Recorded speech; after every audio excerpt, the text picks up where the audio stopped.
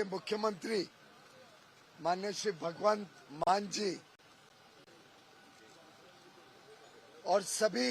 केंद्र और राज्य सरकार के अधिकारियों ने संयुक्त किसान मोर्चा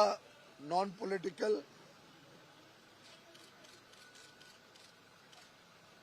और भारतीय किसान मजदूर यूनियन और अन्य कुछ किसान संगठनों के प्रतिनिधियों के साथ बहुत ही अच्छे वातावरण में एक सकारात्मक चर्चा नए विचारों के साथ नई सोच के साथ कैसे भारत के किसानों के हित में जो माननीय प्रधानमंत्री नरेंद्र मोदी जी ने 10 वर्ष में अलग अलग काम किए उसको और आगे बढ़ाने के हिसाब से लंबी चर्चा हुई है। माननीय प्रधानमंत्री नरेंद्र मोदी जी सदैव भारत के किसानों की चिंता करते हैं। गत 10 वर्षों में चाहे वो एमएसपी की खरीद हो जिसमें अभूतपूर्व वृद्धि हुई, कहा 2004 से 14 के बीच मात्र 5.5 लाख करोड़ की एमएसपी में खरीद हुई थी, वहीं मोदी जी के कार्यकाल में 18 लाख करोड़ से अधिक खरीद हो चुकी है और अब तो खरीद चल रही है। धान की और गेहूं की अब शुरू हो जाएगी। प्रधानमंत्री किसान सम्मान निधि हो जिसमें 2,80,000 करोड़ रुपए अभी तक 11 करोड़ से अधिक किसानों को दे चुके हैं। प्रधानमंत्री फसल बीमा योजना हो जिसमें जो किसानों ने प्रीमियम भरा उसका 3 गुना किसानों को लाभ वापस मिल चुका है। और चाहे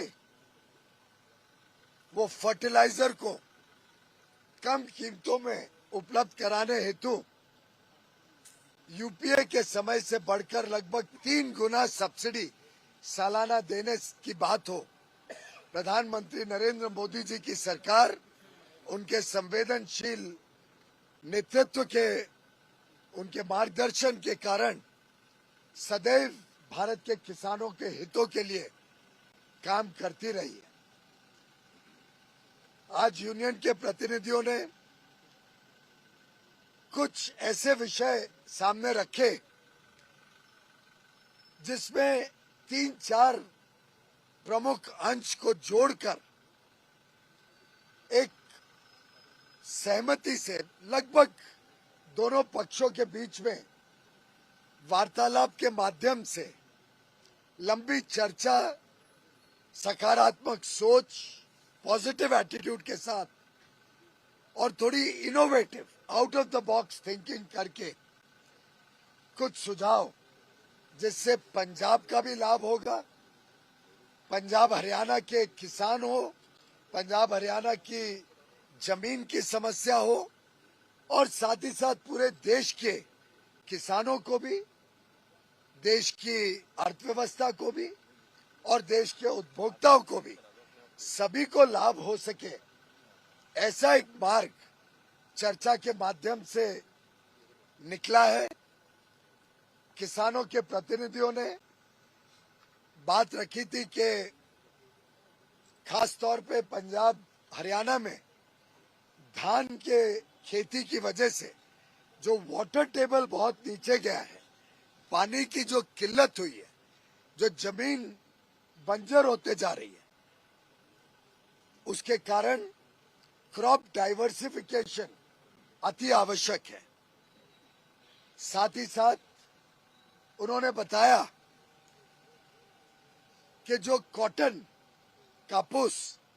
पहले यहाँ बड़े पैमाने पे पैदावार होती थी, उसकी पैदावार भी काफी कम हुई है। क्रॉप डाइवर्सिफिकेशन से देश में अगर दलहन बने उड़द, मसूर, अड़हर, तूर दाल जो होती है, ऐसी दालें बनती हैं तो देश का आयात भी कम होता है, देश का उपभोक्ताओं की जरूरतें भी पूरी की जा सकती हैं, पंजाब का पानी भी बचेगा और एमएसपी लगभग 8,000 और कई केसेस में तो 8,000 से भी अधिक होने के कारण किसानों की आमदनी में भी अच्छी मात्रा में वृद्धि हो सकती है। इसी के साथ साथ एक अनुरोध माननीय किसान भाइयों ने किया कि मक्के की खेती में भी पंजाब के किसान जाना चाहते हैं। मक्के की खेती से भी पंजाब के किसानों को राहत मिलेगी, लेकिन एक जो समस्या उनके सामने है कि अगर वो क्रॉप डाइवर्सिफाई करें, अगर दाल बनाएं, मक्का बनाएं, कॉटन की खेती को पुनर्जीवित करें और अगर मार्केट में कीमतें एमएसपी से नीचे हो जाए तो उनको नुकसान होगा किसानों को। और वो चाहते थे कि इसका कोई एक ऐसा मार्ग बने जिससे किसानों को भी लाभ हो और देश को भी लाभ हो और प्रदेश को भी लाभ हो। तो हमने एक प्रस्ताव आज चर्चा किया है, बड़े अच्छे माहौल में किसान संगठनों ने, नेताओं ने, माननीय कृषि मंत्री जी ने और पंजाब सरकार ने बहुत ही एक innovative out of the box idea पे चर्चा की है कि सरकार की प्रमोटेड जो कोऑपरेटिव सोसाइटीज हैं, चाहे वो एनसीसीएफ हो, national consumer cooperative federation, NAFED, ऐसी संस्थाओं द्वारा जो किसान अपना क्रॉप डाइवर्सिफाई करके या तो तूर दाल बनाए, उड़द दाल बनाए, मसूर की दाल बनाए या मक्का बनाए, उनको 5 साल के लिए एक कॉन्ट्रैक्ट करके एनसीसीएफ और नैफेड गारंटी करेगा कि अगले 5 साल तक जो भी क्रॉप डाइवर्सिफाई करके ये 4 प्रोडक्ट्स बनाएगा, 4 उत्पादन खेती के करेगा, उसको ये संस्थाएं एमएसपी पर खरीदेगी। कोई क्वांटिटी की लिमिट नहीं होगी। एक पोर्टल बनाया जाएगा। वैसे डेटा तो ऑलरेडी है, कौन किसान कितने जमीन पर क्या खेती कर रहा है, उससे स्वाभाविक तौर से पता लग सकता है कौन डाइवर्सिफिकेशन करता है। और 5 साल का करार कॉन्ट्रैक्ट किया जाएगा नैफेड और एनसीसीएफ द्वारा, जिससे जो भी किसान ये डाइवर्सिफाई करे उससे पंजाब की खेती भी बचेगी,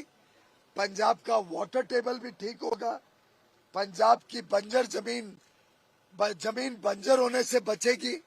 ऑलरेडी काफी स्ट्रेस में है पंजाब की जमीन। किसानों की आमदनी भी बढ़ेगी और उनको सुनिश्चित होगा कि जो भी उत्पादन है वो एमएसपी पर नैफेड और एनसीसीएफ खरीदेगी। इसी के साथ साथ हम चाहते हैं कि कॉटन पुनर्जीवित हो, पंजाब फिर एक बार कॉटन की खेती में, कापूस की खेती में अपना प्राथमिक स्थान ले। तो जो भी किसान कॉटन की खेती भी पुनर्जीवित करता है, शुरू करता है फिर से, उनके लिए भी कॉटन कॉरपोरेशन ऑफ इंडिया इसी प्रकार का एक 5 साल का करार करेगी, लीगल एग्रीमेंट करेगी और वो 5 साल तक जो भी उत्पादन इन खेतों से आएगा, डाइवर्सिफिकेशन करने के माध्यम से या पुनर्जीवित करके कॉटन के खेतों से उसको 5 साल के लिए एमएसपी पर, जो सीएससीपी द्वारा निर्धारित एमएसपी होते हैं, उस पर खरीदने का एक प्रस्ताव सामने आया है। किसान संगठनों ने बताया कि वो यहाँ पर इस पे निर्णय लेने के बदले कल सुबह तक हमें अपना निर्णय बताएंगे। हम भी दिल्ली जाके बाकी जो विभाग है और एनसीसीएफ नैफेड से चर्चा कर लेंगे और मेरा विश्वास है जिस अच्छे वातावरण में आज की चर्चा हुई है उस वातावरण में दोनों पक्ष सकारात्मक सोच के साथ, पॉजिटिव थिंकिंग के साथ आगे बढ़ेंगे। बाकी कई सारे और छोटे विषय थे जिनको समाधान पहले ही आपसी बातचीत से कर दिया गया था। कुछ और मुद्दे आवश्यक होते ही हैं, समय समय पे निकलते हैं। कुछ और विषय के ऊपर बातचीत माननीय कृषि मंत्री जी के साथ देश भर के किसान संगठनों, अलग अलग किसान संगठन, कुछ यहाँ हैं, कुछ आज के मीटिंग में नहीं भी हैं, उनके भी कुछ विचार विमर्श करके, एक्सपर्ट से बात करके और विषयों पे भी लगातार चर्चा, विचार विमर्श और संपर्क बना रहेगा। अगर तो कल सुबह तक इनका फैसला आ जाता है तो मुझे लगता है कि इन्हीं लाइंस पर फिर हम आगे प्रोसीड करेंगे और ये हम अनुरोध करेंगे कि माननीय किसान इसको कॉल ऑफ करे। बाकी जो विषय है वो काफी गहरे विषय, पॉलिसी ड्रिवन विषय है। बाकी विषय जो पॉलिसी से संबंधित है उनको ऐसे समाधान करना एक टेबल पे बैठ के कुछ ही लोगों से चर्चा करके संभव नहीं है। अभी चुनाव आने वाला है, चुनाव के बाद नई सरकार बनेगी। ऐसे विषयों के ऊपर लगातार चर्चा जारी रहेगी और पॉलिसी के जो और विषय है उसके ऊपर फिर आगे चर्चा से बातचीत करेंगे। बाकी विषयों के ऊपर बाद में चर्चा का सिलसिला चालू रहेगा। मैं समझता हूँ आज के पॉजिटिव वातावरण में जो बातचीत हुई है उसको मेरा पूरा विश्वास है कि मीडिया के बंधु, सभी देशवासी, सभी देश के किसान इसको सकारात्मक और पॉजिटिव दृष्टिकोण से लेके इसको स्वीकार करेंगे। बहुत बहुत धन्यवाद।